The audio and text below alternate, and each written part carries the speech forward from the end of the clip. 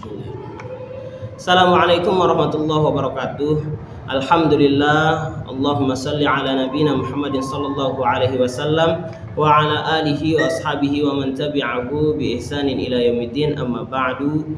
Insyaallah pada kesempatan kali ini kita akan membahas tentang fikih Ramadan, fikih puasa. Insyaallah kita akan membahas tentang fikih puasa yang termaktub dari di dalam kitab Fathul Qorib. Fathul Qorib ini ialah syarah dari kitab matan, kitab kecil, kitab ringkas yang biasa kita kenal dengan matan Ghoyah wa Takrib, yang ditulis oleh Asy-Syaikh Al-Alim Al-Allamah Abu Syuja' Al-Asfahani, dan untuk Fathul Qorib ini ditulis oleh Asy-Syaikh Al-Alim Al-Allamah Muhammad bin Qasim Al-Ghazi.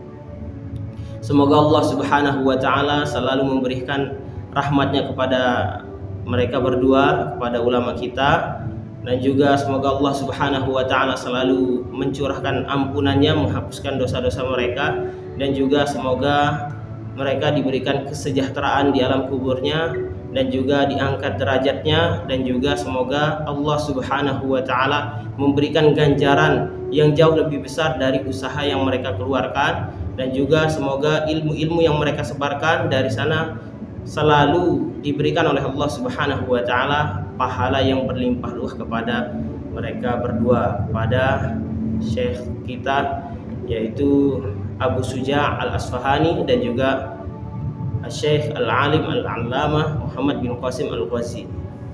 Alhamdulillah, kitab ini saya pelajari dari dua ustadz saya. Yang pertama matan Ghoyah wa Takrib saya pelajari dari Tuan Guru Sulaiman, salah seorang pengajar di NQWH Al-Aziziyah, dan juga untuk Fathul Qoribnya saya alhamdulillah saya pelajari dari Tuan Guru Mukhtar. Semoga Allah Subhanahu wa taala memberikan mereka berdua ampunannya, kemudian semoga Allah Subhanahu wa taala selalu mencurahkan rahmatnya kepada mereka berdua. Semoga juga Allah Subhanahu wa taala selalu memberikan ampunan kepada mereka berdua, meninggikan derajatnya, dan ilmu-ilmu yang tersebar dari murid-muridnya semoga selalu menjadi amal jariah bagi mereka berdua, bahagia di dunia dan akhirat. Amin amin ya rabbal alamin.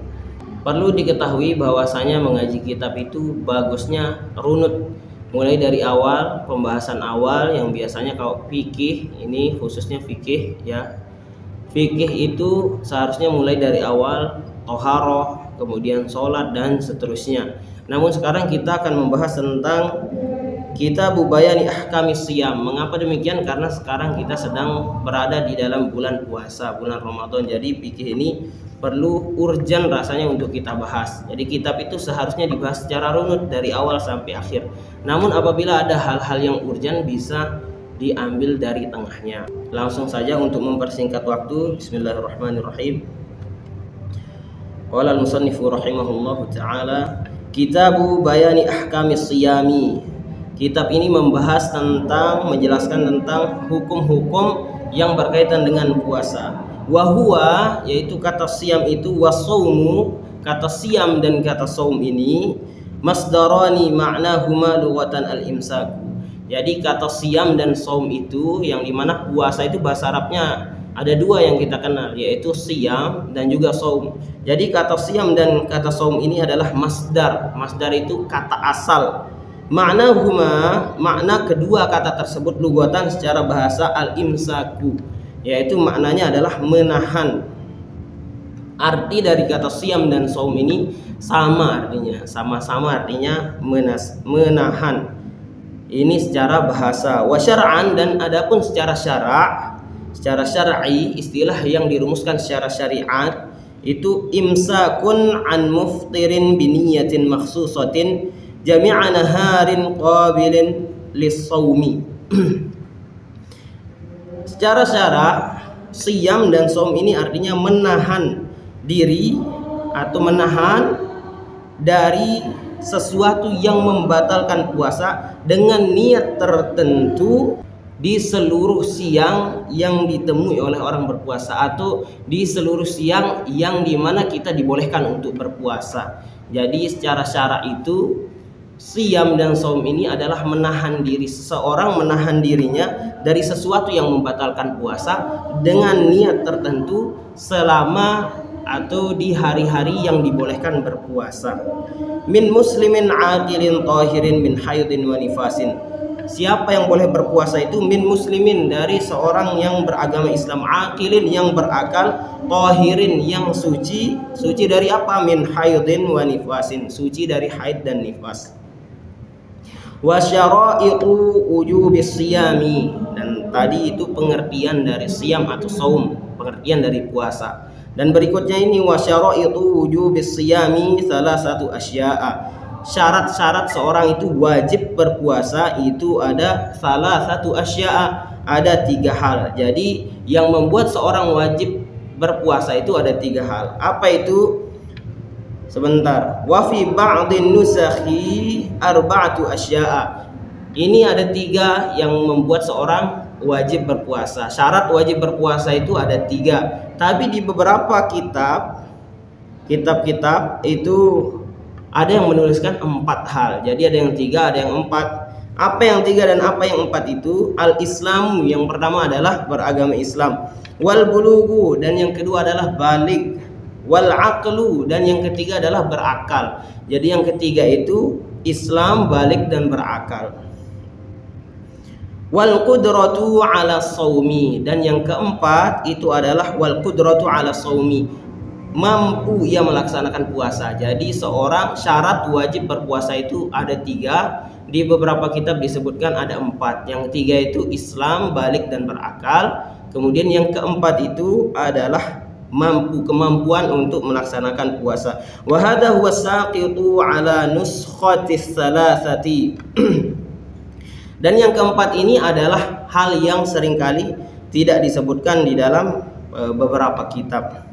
Fala yajibu shaumu 'alal muttasifi bi aqdadi dzalika, dan maka tidak diwajibkan berpuasa kepada orang-orang yang berlawanan sifatnya dengan yang disebutkan tadi itu. Jadi kalau orang yang tidak Islam maka tidak wajib berpuasa, orang yang tidak balik juga tidak wajib berpuasa, orang yang tidak berakal juga tidak wajib berpuasa, dan orang yang tidak mampu melaksanakan puasa itu sendiri tidak wajib berpuasa. Contohnya seperti orang yang sakit atau mungkin orang yang berada di dalam perjalanan.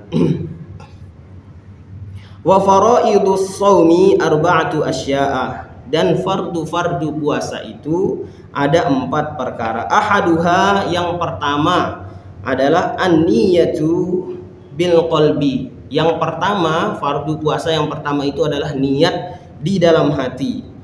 Fa in kana shaumu fardan, kalau seandainya puasanya itu puasa wajib, ka ramadhana au nadhron, seperti puasa nazar atau puasa Ramadan, seperti puasa Ramadan atau puasa nazar, fala budda min iqa'in niyyati lailan, maka dia wajib menjatuhkan niat itu, maka dia wajib berniat itu malam harinya. Jadi sebelum subuh, sebelum mulai puasa itu ia wajib berniat. Bagi siapa? Bagi orang-orang yang melakukan puasa fardu seperti puasa Ramadan atau seperti puasa nazar. Wa yajibu ta'yinu fi shaumil fardi, dan dia wajib memperjelas fi shaumil fardi, di puasa-puasa yang fardu, ka ramadhana seperti puasa Ramadan. Jadi dia harus jelas niatnya. Beda dengan puasa sunnah. Puasa sunnah itu boleh seorang itu berniat sudah masuk waktu subuh, sudah pagi hari, tidak menemukan makanan, maka boleh dia berpuasa, sebagaimana yang dicontohkan oleh Rasulullah Shallallahu Alaihi Wasallam, mencari makanan di rumah istrinya tidak didapat, maka beliau Shallallahu Alaihi Wasallam bersabda, maka saya akan berpuasa, begitu. Tapi kalau seandainya puasa yang wajib harus jelas, memperjelas niatnya di malam hari. Wa akmalu niyati shaumihi ay yaqula syakhsu, dan niat yang paling sempurna itu seorang berkata, nawaitu shauma ghadin an adai fardhi ramadhani hadhihi sanati lillahi ta'ala.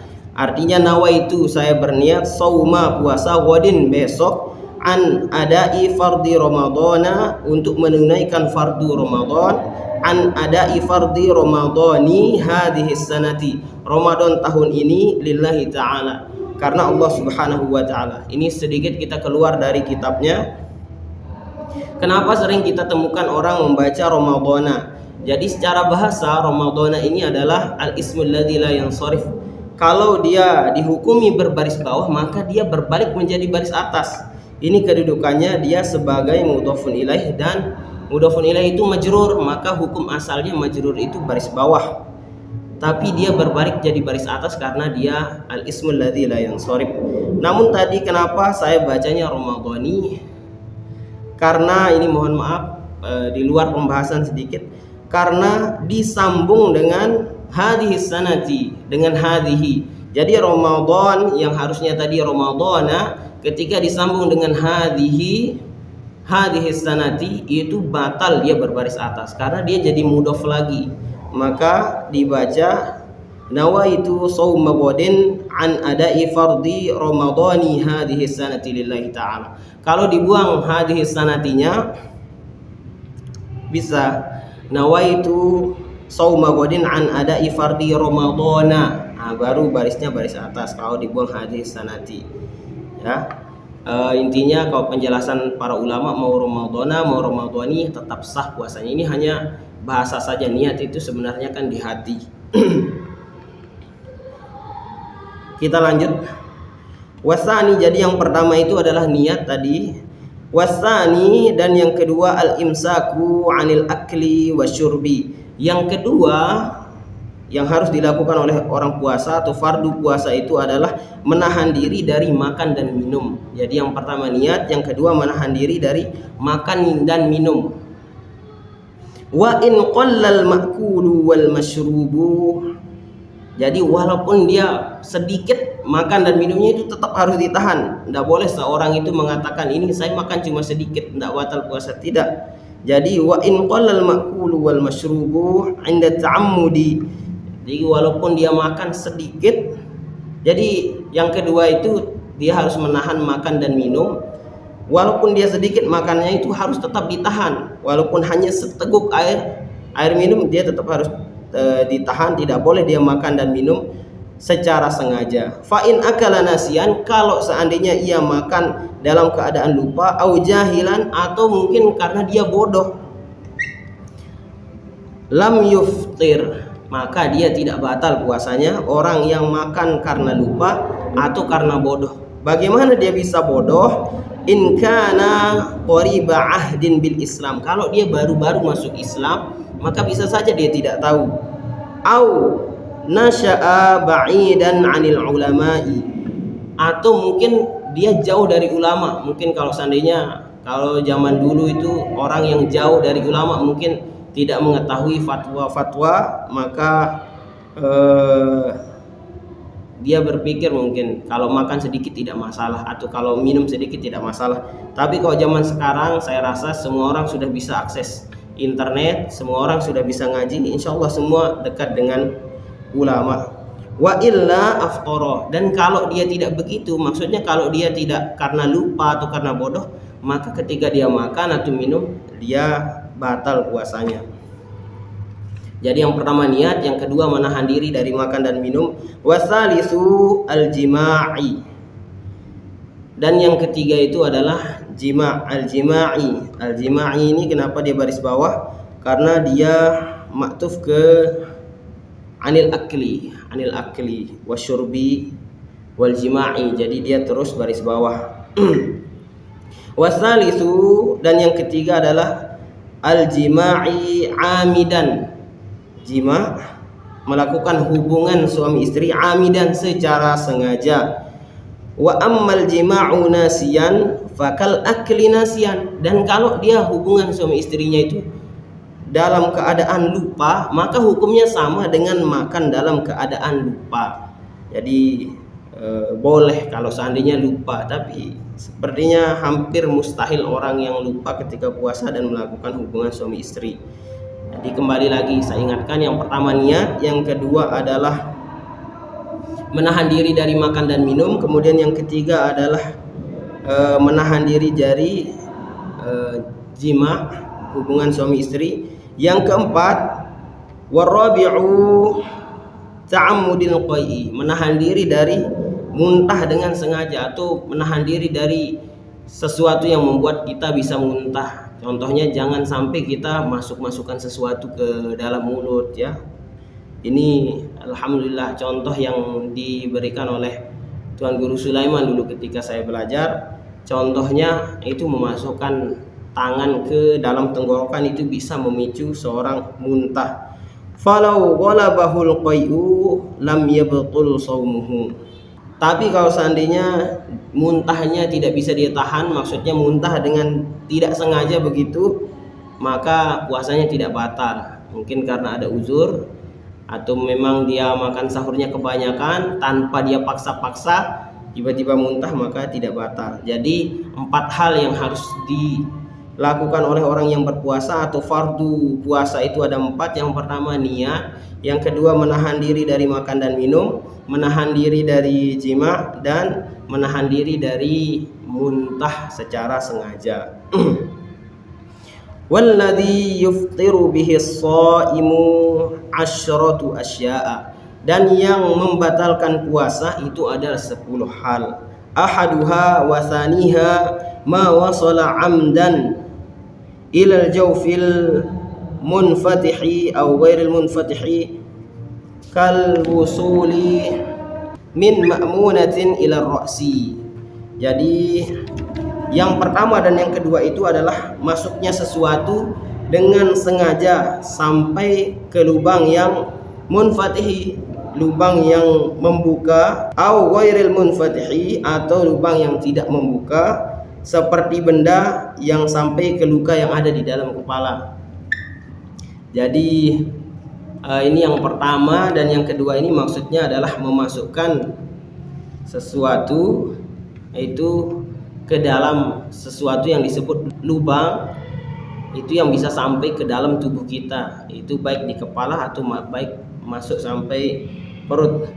Untuk lebih jelasnya kita baca lanjutannya. Wal muradu, nah, maksudnya ini adalah imsakus shaimi an wusuli ainin ila ma yusamma jaufan. Nah, ini maksudnya secara ringkas. Kalau seandainya tadi kata-katanya agak berlipat, nah ini dijelaskan lagi. Maksud dari kata-kata tersebut ialah imsakus shaimi, seorang yang berpuasa itu menahan an wusuli ainin, sampainya sesuatu ila ma yusamma jaufan. Jadi maksudnya adalah seorang yang puasa itu menahan dirinya an wusuli ainin, sampai satu benda itu ila ma yusamma jaufan. Jadi dia ada satu benda, satu ain, satu benda itu masuk ke dalam sesuatu yang disebut dengan lubang, maka ini tidak boleh. Ini yang pertama dan yang kedua. Wasalisu, dan yang ketiga itu adalah al-huqnatu fi ahadis sabilain. Yang ketiga itu adalah mengobati atau bisa dengan suntikan fi ahadis sabilain, di salah satu dari 2 jalan. Apa maksudnya 2 jalan? Kita coba baca dulu ya. Wa huwa dawaun yuhqanu bihil maridu. Nah, ini maksudnya adalah obat yang disuntikkan atau dimasukkan kepada orang yang sakit fi qubulin aw duburin, baik itu dari kubul atau dari dubur. Kubur itu mohon maaf, itu maksudnya lubang kemaluan, au dubur itu maksudnya lubang pantat. Al mu'abbari anhuma fil matni bisabilain.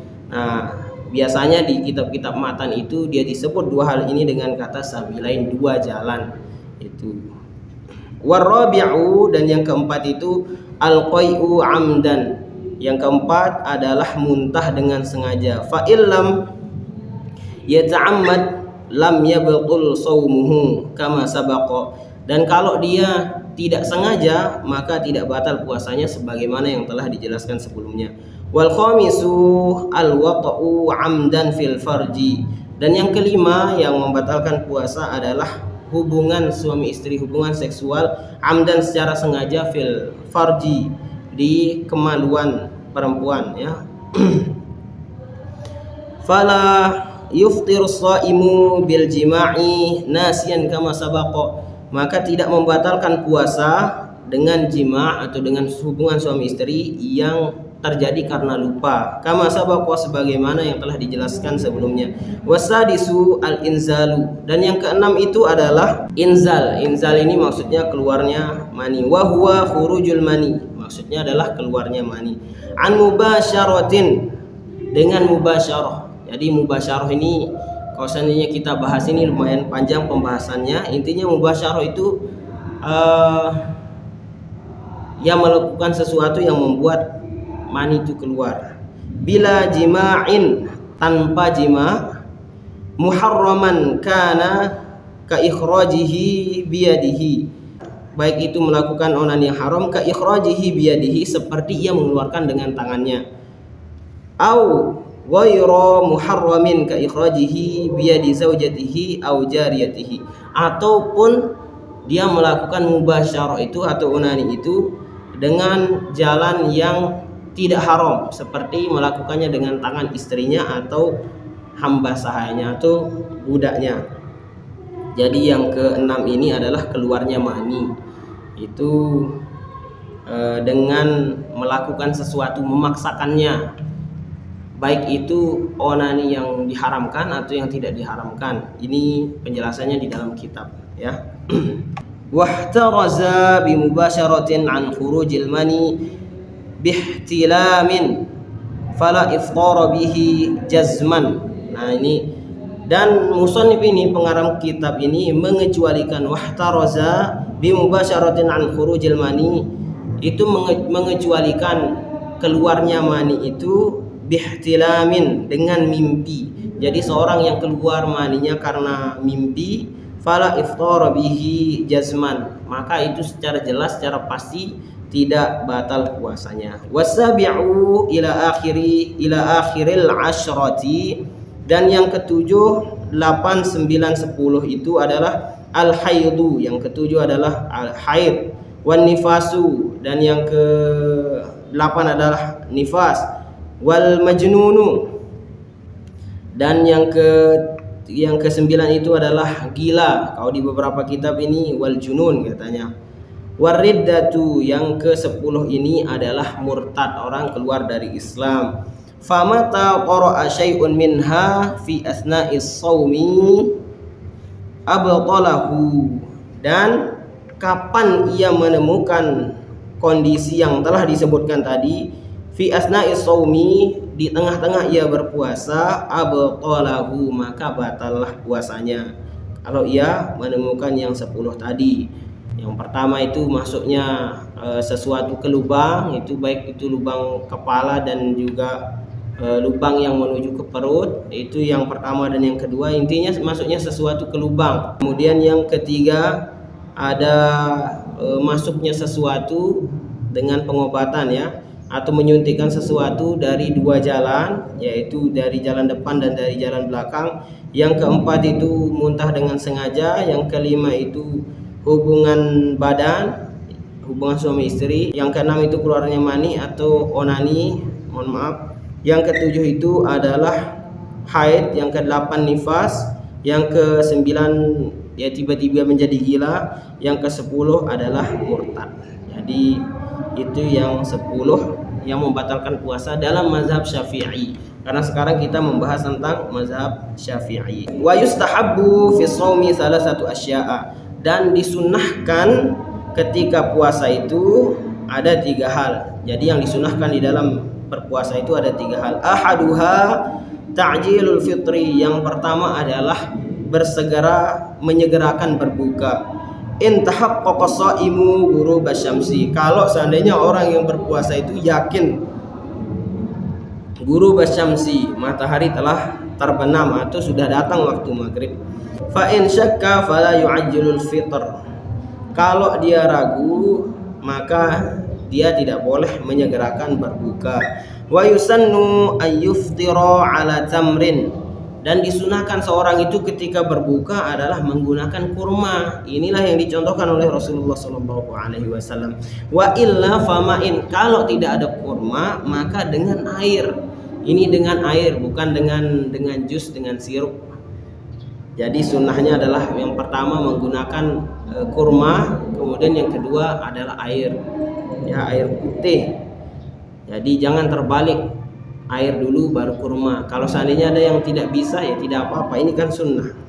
Wasani, dan yang kedua adalah takhirus sahur, mengakhirkan sahur, malam yaqa fi syakin, kalau ia tidak ragu. Jadi kalau seandainya ragu-ragu apakah waktu subuh itu kapan datangnya, misalkan entah karena hujan atau apa, maka ia tidak boleh mengakhirkan sahur. Fala yuakhir, maka dia jangan mengakhirkan sahur.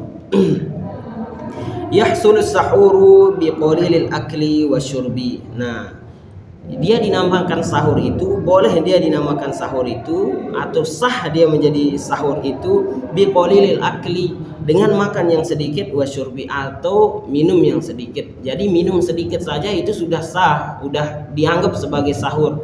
Makan sedikit juga bisa dianggap sebagai sahur. Makanya banyak orang yang dia makan mungkin jam 4 tapi jam 3 tapi dia siapkan air. Kenapa demikian? Karena mendekati waktu subuh, ia niatkan sahur.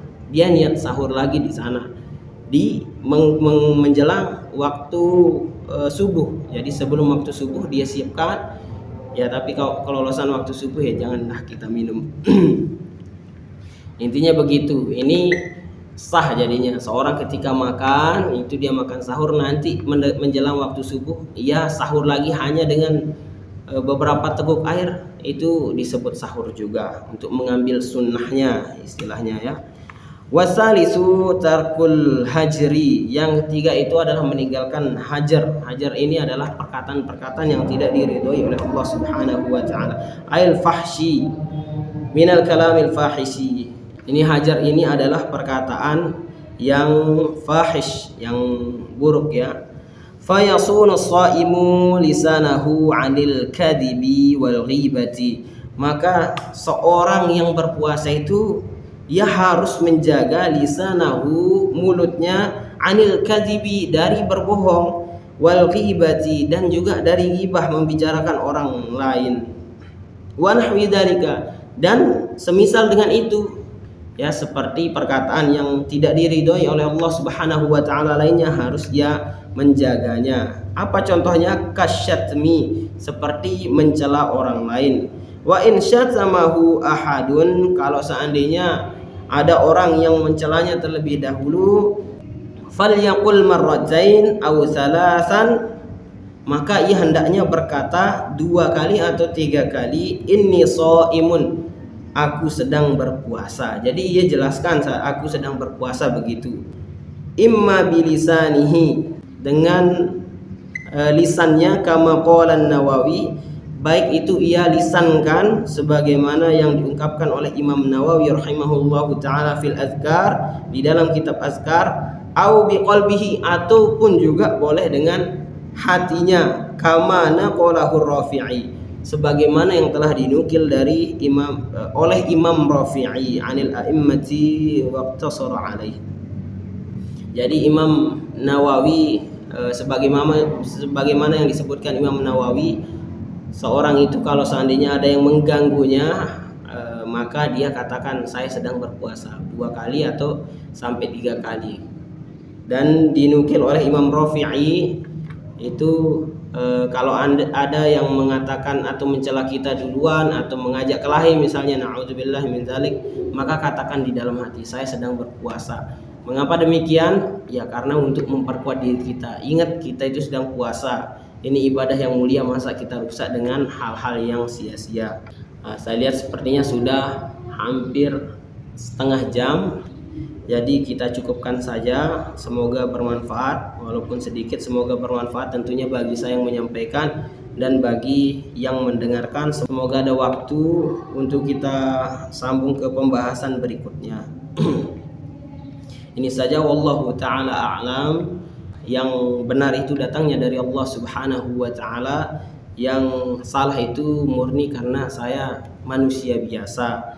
Saya tentu adalah insan yang sering luput dan juga seringkali salah. Kalau seandainya ada kesalahan bisa ditulis saja di kolom komentar agar mungkin itu jadi pengingat untuk saya. Untuk menutup video kali ini, mari kita panjatkan doa sebaik-baik doa kepada pengarang kitab Matan Ghoyah wa Takrib dan juga penyusun kitab Fathul Qorib. Semoga Allah Subhanahu wa taala selalu merahmati keduanya, selalu memberikan ampunan kepada keduanya, dan juga selalu memberikan ganjaran yang jauh lebih besar dari usaha-usaha yang dahulu telah mereka keluarkan. Dan juga semoga doa yang sama sampai kepada guru-guru kita yang mengajarkan kitab Fathul Qorib dan Matan Ghoyah wa Takrib.